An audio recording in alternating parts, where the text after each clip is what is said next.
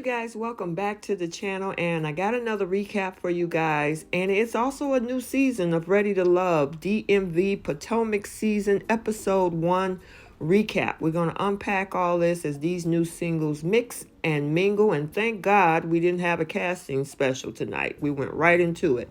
But before we jump into this recap, if you are new here, hit that subscribe button, turn on your notifications. If you like the video, smash that like button, and also feel free to drop a comment down in the comments section below.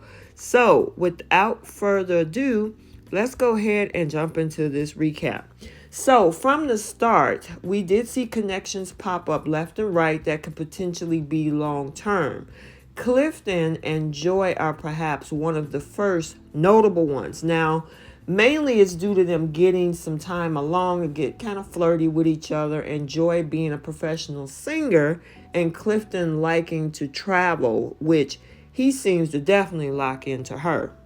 So next up following them is Precious and Tori. Now, they connect due to having both estranged relationships with their mom.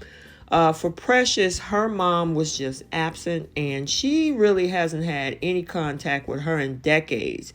And then for Tori, his mom was in the military, specifically Kuwait. So while he had his grandparents, he didn't get that maternal love that he wanted and needed. And he even knows that his mom didn't even say that she loved him until just a few years ago. So we'll see how these two continue to move forward. And then last of our potential notable couples is Demetrius and Sabrina. Now, they link up since both of them are both going through a divorce, and they also went through some therapy too, having some accountability.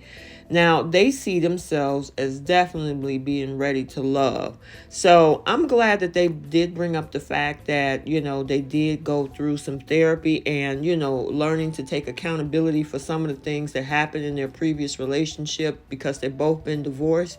So, I'm interested to see what Demetrius and Sabrina are going to do and how they're going to move forward. So let me know what you guys think about this couple. Let's move on. Now, we do have a couple of wild cards, and with his infectious energy, we got Wiley, who woos a great majority of these women that he talks to.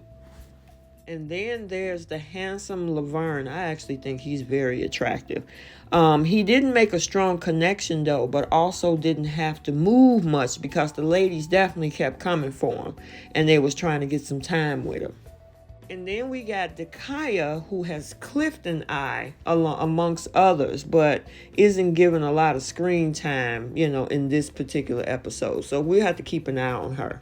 So let's talk about maybe who we may not be feeling. And while the majority are ready to love, mix, and mingle as usual, there is one guy who tends to do interview questions and the other who oversteps. Now, Paul is the one who oversteps and then paints it as it's the other person being guarded. And Fernando, he seems, kind of dry. But between the two, the ladies would rather have Paul's initiative, even if he's a little full of himself over being with Fernando.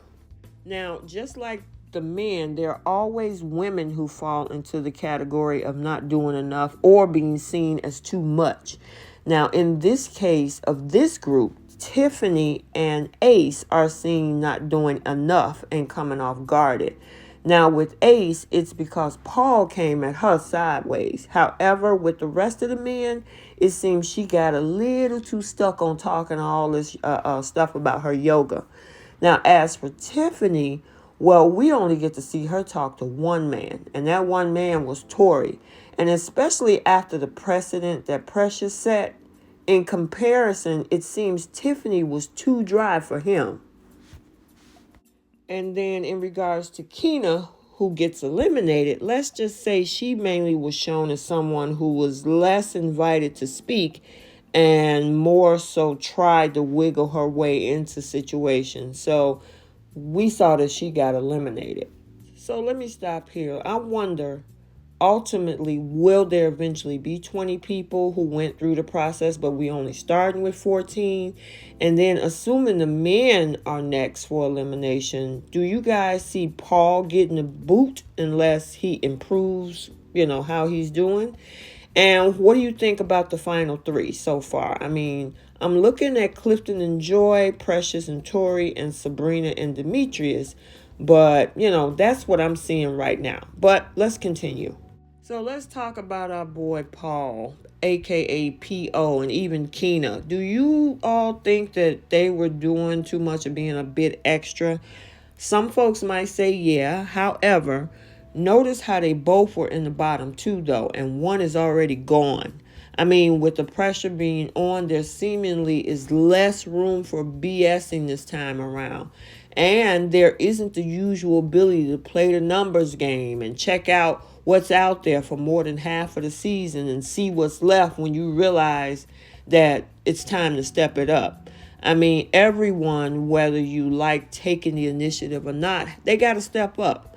And even when it comes to people like Precious, who takes the lead, it's nice to see her neither edited nor guided to seem overtly thirsty in this situation. So guys, let me know what you think. What do you think about this new season and how they're kind of making the changes? We went from 20 singles to 14 singles, 7 women, 7 men. Thank God Tommy is healthy, by the way, because as we remember from the reunion part 1 and 2, he was out due to C19. And so now, obviously, by the time of the filming of this DMV Potomac season, he's back. But, I mean, what do you think about the new process? And the fact that when they meet the oncoming singles, they're going to meet up on blind dates. That's the other thing that's new. I kind of wish, like I said in the last previous seasons, that they kind of revamp, the situation where if somebody does make a connection with somebody and they've already at least had conversations and realized that it's not going to be a connect there and they connect with someone early, do they have to get eliminated? Can they just make it to the bottom 2, 3, or 4, at the end of this process instead of being eliminated because of other connections not being made? So, let me know what you guys think so far. Do you think it started off slow? Do you like the whole format of how they're doing things? Who you think is going to get eliminated next? Do you think Paul is going to get the boot, like I was saying earlier? And who are your favorite couples so far? Like I said, it is still early.